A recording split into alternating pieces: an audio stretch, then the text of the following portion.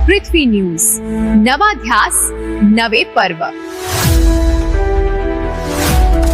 कोयना धरणाचे 6 दरवाजे उघडले, नदीकाठच्या नागरिकांना सतर्कतेचा इशारा।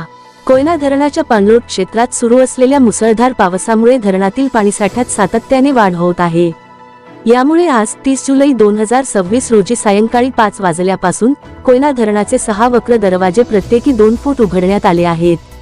या दरवाजांमधून 5079 क्युसेक पाण्याचा विसर्ग कोयना नदीपात्रात सुरू करण्यात आला आहे।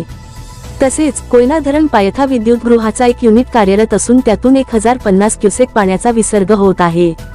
त्यामुळे सध्या कोयना नदीत एकूण 6129 क्युसेक पाण्याचा विसर्ग सुरू आहे। पावसाचे प्रमाण आणि धरणात होणारी पाण्याची आवक लक्षात घेता पुढील काही तासांत हा विसर्ग वाढविण्यात येण्याची शक्यता प्रशासनाने व्यक्त केली आहे।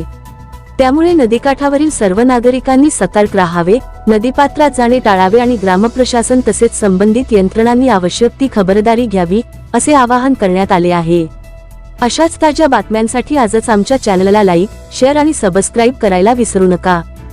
सागर दंडवते, पृथ्वी न्यूज, कराड।